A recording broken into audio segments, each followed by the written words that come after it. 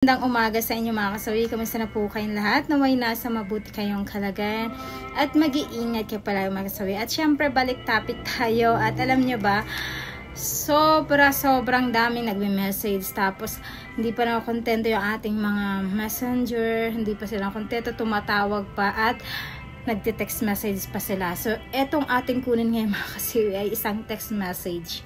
So, eto mga kasawi, idol, may 4 na akong anak. Ayaw ng partner ko, magsuot ako ng, alam niya na yon. At ayaw ko din uminom ng pills, ayaw ko na sana magkaanak. Ano ang dapat gawin?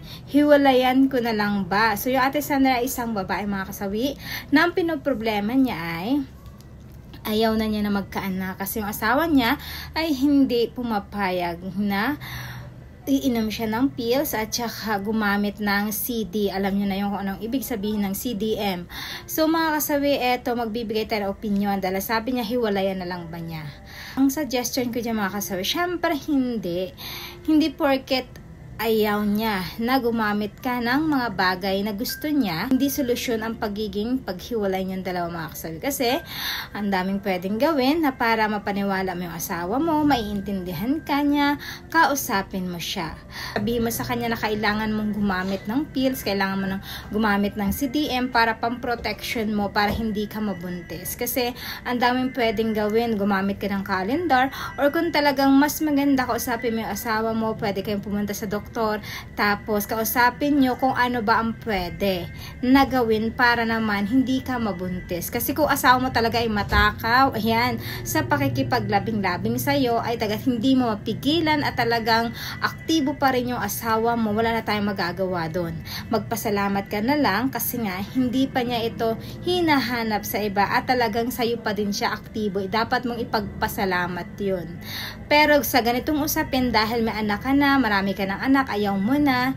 So, maraming rason na pwedeng gawin ninyo mag-asawa. Ayun nga, pumunta kayo sa doktor, anong dapat gawin para naman mabigyan kayo ng magiging resolba sa iyong pinup. At kung ayaw pa rin ng asawa mo talaga na ganito yung mangyayari sa inyo, so kausapin mo siya na hindi pwedeng ganito na lang ang sitwasyon ninyo, na kada taon ay nabubuntis ka, na nagpapadami kayo ng anak na hindi naman kayang obligasyonan kasi napakahirap po ng buhay sa ngayon natin mga kasawi. Kaya kapag dami ng anak, ang daming expenses, ang daming obligasyon, ang daming papakainin, tapos yung income natin ay short lang doon sa gastusin. 'Di ba? Napakahirap 'yon. So, ang magsasuffer kasi nito ay yung mga anak natin kapag nagkataon na hindi natin kayang suportahan ang mga pangangailangan nila.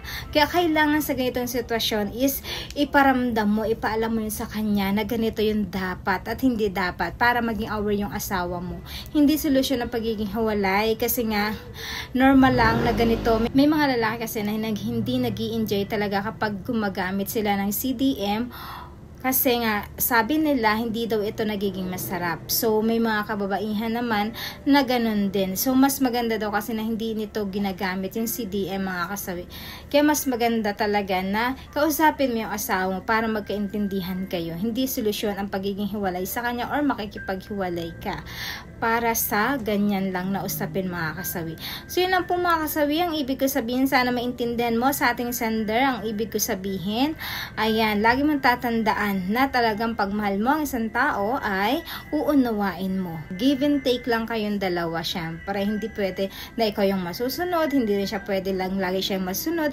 Dapat balance kayo, 'di ba? At pinag-uusapan ang mga ganitong usapin kasi napaka-importante yan na malaman ninyo sa isa't isa kung ano ang nagiging sitwasyon niya at ikaw din yung sitwasyon mo. Napaka-importante yun na nagkakaroon kayo ng komunikasyon tungkol dito sa ating usapin mga kasawi. Dahil maganda yan para naman magkaalaman kayo kung ano yung at gusto mo, 'di ba? At ayaw at gusto ninyo sa isa't isa mga kasawi. So yun naman po mga kasawi yung aking advice. Maraming salamat po sa patuloy na pagsuporta niyo sa akin, sa walang sawang pag-share at pag-comment. Sa mga hindi pa po nakapag-subscribe, pwede na kayo mag-subscribe, pwede na rin kayo mag-follow para updated kayo sa topic ko araw-araw. Magandang umaga.